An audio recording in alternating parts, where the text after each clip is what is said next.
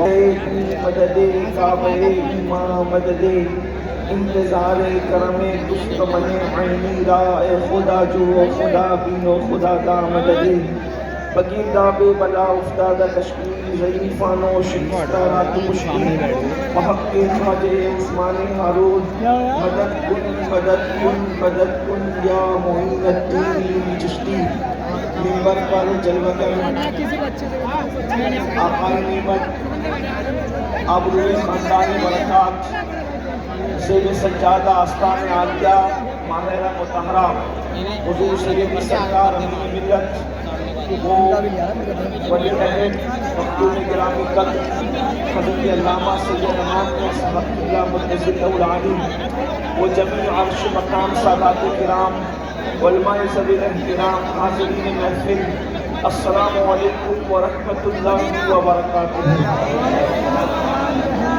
انتہائی احترام و عقیدت کے ساتھ اپنے اور ساری کائنات کے مرکز عقیدت انیس بے کساں چار اساس درد منداں ہم غریبوں کے غم گسار ہم فقیروں کی ثروت شہریار ارم تاجدار حرم نوبہار شفاعت شب اسرا کے پورا نوشے بزم جنت دانائے سبل مولائے کل خط الرسل خسرو خوباں سیاح لامکاں وجہ کل فقام در اللہ المکنون سر اللہ المخزون عالم ما کانا وما یکون آب و گل انبیاء جان و دل اصفیاء مطلع ہر سعادت مقبع ہر سیادت خلاصہ کائنات فخر موجودات حضور مد مجتبی محمد مصطفیٰ ارواحنا فدا صلی اللہ علیہ وآلہ وصحبہ وبارک وسلم کی بارگاہ کی بے کس پناہ میں جس طریقے سے پڑھاؤں بلند آواز سے میرے ساتھ مل کر پڑھیں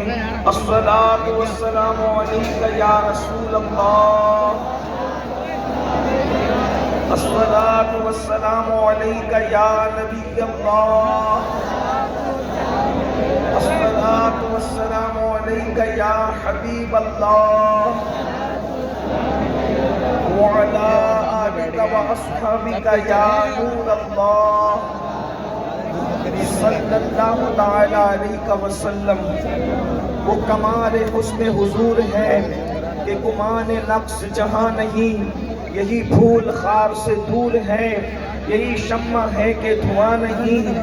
میں نثار تیرے کلام پر ملی یوں تو کس کو زبان نہیں، وہ سخن ہے جس میں سخن نہ ہو، وہ بیان ہے جس کا بیان نہیں۔ فصحا عرب کے بڑے بڑے تیرے آگے یوں ہے دبے نچے، کوئی جانے منہ میں زبان نہیں بلکہ جسم میں جان نہیں۔ کروں تیرے نام پہ جاں فدا، نہ بس ایک جاں دو جہاں فدا، دو جہاں سے بھی نہیں جی بھرا، کروں کیا کروڑوں جہاں نہیں۔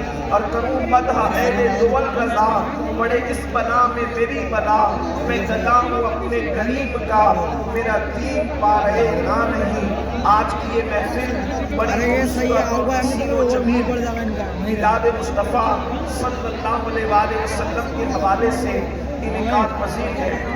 وقت میں بہت مختصر سی گنجائش ہے۔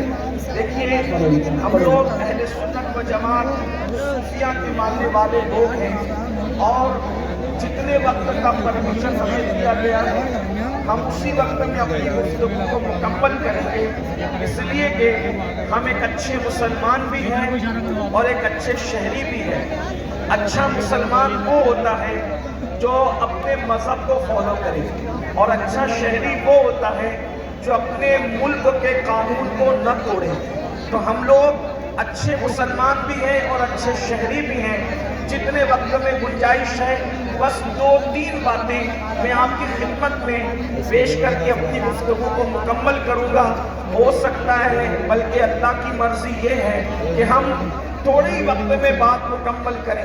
ایک چیز میں آپ کے سامنے پیش کرتا ہوں، کسی بہت بڑے انگریز مفکر نے کہا تھا، جو عنوان مجھے دیا گیا تھا حضور مکتوم گرامی سیدی امان میاں صاحب نے، اس پر گفتگو تو اب نہیں ہو سکتی، لیکن ایک بات میں عرض کروں کہ ایک بہت بڑے انگریز مفکر نے کہا تھا کہ اگر کسی سے محبت کرنا ہو تو اس میں تین تین میں سے کوئی ایک چیز ہونی چاہیے. اگر تین میں سے کوئی ایک چیز ہو تو پھر وہ اس قابل ہے کہ اس سے عشق کیا جائے, اس سے محبت کی جائے. اور اس نے تین چیزیں بیان کی تھی. وہ کہتا ہے اگر بیوٹی ہو تو انسان محبت کے قابل ہے, کوالٹی ہو تو انسان محبت کے قابل ہے, اور ریالٹی ہو تو انسان محبت کے قابل ہے. لیکن تینوں میں سے کوئی ایک ہو تو انسان کا حق ہے کہ اس سے محبت کی جائے. اس انگریز مفکر کے ان تین جملوں کو سامنے رکھیں اور ہم اپنے آقا مدینے والے مصطفیٰ صلی اللہ علیہ وسلم کو دیکھیں تو ان میں تینوں کی تین چیزیں موجود ہیں.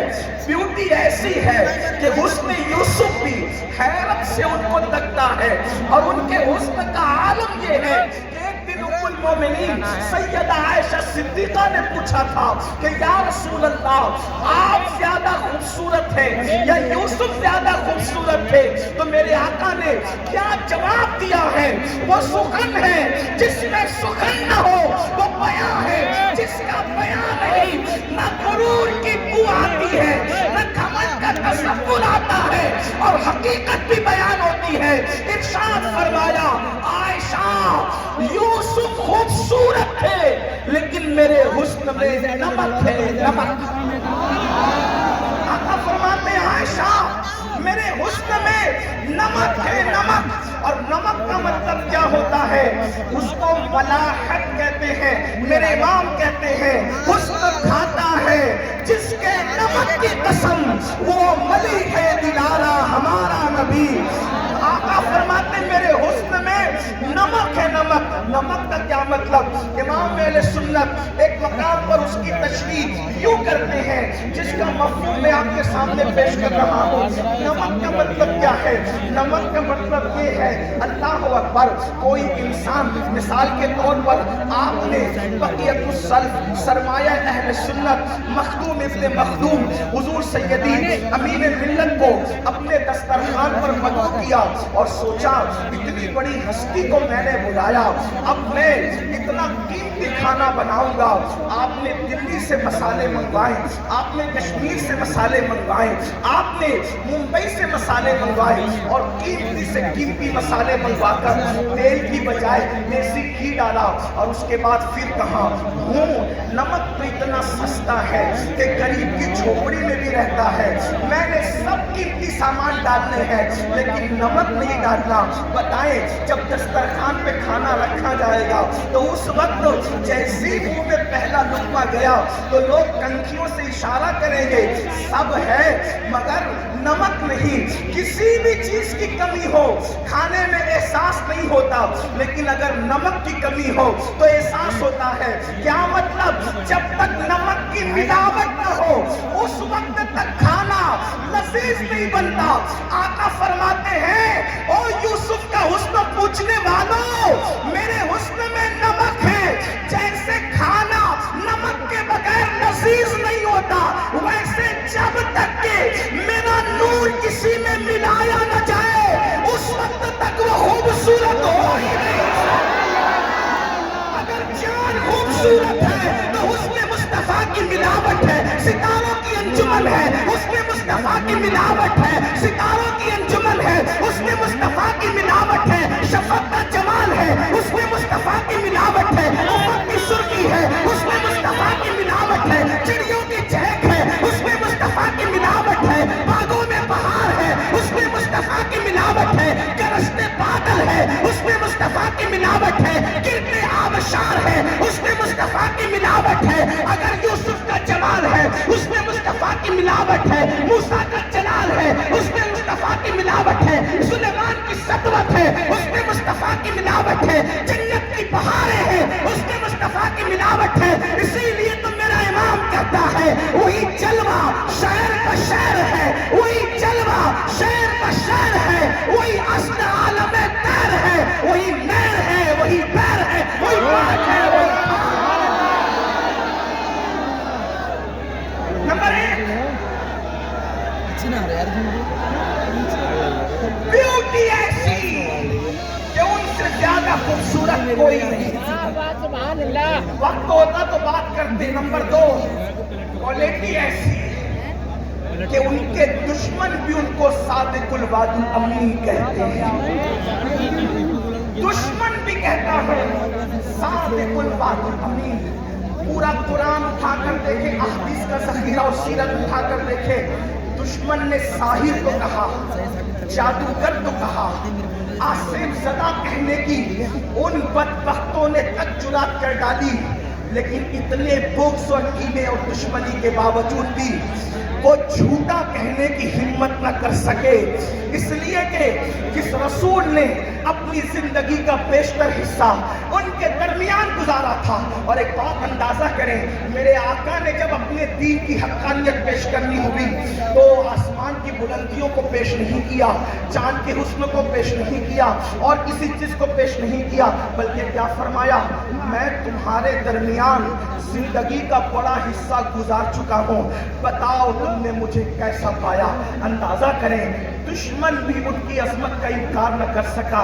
ایسی کوالٹی میرے آقا علیہ الصلوۃ والتسلیم کی بارگاہ میں ہے. بلکہ ایک بات آپ کو بتاؤں، غصہ کہیں اچھا نہیں لگتا، لیکن میرے آقا کے پاس وہ کوالٹی موجود ہے کہ جلال اور غصہ وہاں آ کر وہ بھی حسن پا جاتا ہے. انسان ہر ایک کی خوبی بیان کرتا ہے، غصہ بیان نہیں کرتا. کیوں؟ اس لیے کہ غصہ جس کا بیان ہوگا اچھا نہیں لگے گا. مگر قربان جائے آمینہ کے لال کی بارگاہ میں ہر چیز بالکل تناسب کے ساتھ ہے. وہاں غصہ آ کر بھی خوبی بن جاتا ہے، بلکہ خوبیوں میں ڈھل جاتا ہے. اور اللہ اس غصے کو جب بیان کرتا ہے تو کس شان سے بیان کرتا ہے؟ اللہ اکبر! حنین کی جنگ ہے، دشمن کا غلبہ ہے، صحابہ کے قدم اکھڑ چکے ہیں، حضور علیہ السلام جلال میں آتے ہیں اور مٹھی پر کنکر اٹھاتے ہیں اور دشمن کی طرف ہاتھ اٹھا کر کے مارتے ہیں. اندازہ کریں، جہاں تلوار، تیر، نیزے شکست کھا رہے بظاہر، حضور کی مٹھی پر کنکری کا کمال یہ ہے کہ جیسے ہی کنکر اٹھا کر کے مارا، اس لشکر کا منہ گر گیا. اور اس شان کو میرا اللہ یوں بیان کرتا ہے، وَمَا رَمَيْتَ إِذْ رَمَيْتَ وَلَكِنَّ اللَّهَ رَمَى. مفہوم آیہ کریمہ کا یہ ہے، کنکریاں پھینکی تو نے ہے، ہاتھ تیرے تھے، پھینکنا تیرے خدا کا. یہ شان ہے حضور کی. اور اس کے بعد حقائق کا یہ عالم ہے، سچائی اور صداقت کوالٹی کے بعد حقائق کا یہ عالم ہے کہ اللہ کے رسول علیہ السلام کی پوری زندگی میں کبھی کسی چیز کو لوگوں نے بطور سچائی وہاں کیسی ہے. صرف ایک واقعہ آپ کی زندگی کا توجہ کریں. حضور علیہ السلام کیا ہے؟ کاش ہم سیرت النبی کو پڑھتے، حضور کی سیرت پر عمل کرتے، حضور کی سیرت کو عام کرتے. اس لیے کہ آج ہماری قوم بہرا روی کا شکار ہونے کی سب سے بڑی وجہ، اس قوم کے پاس سب کی زندگی پہنچی لیکن سیرت النبی نہ پہنچ سکی. اور حضور ہی کی سیرت ہمارے لیے آئیڈیل ہے. اگر آج مسلمان نشہ کر رہا ہے، اگر مسلمان سٹا کھیل رہا ہے،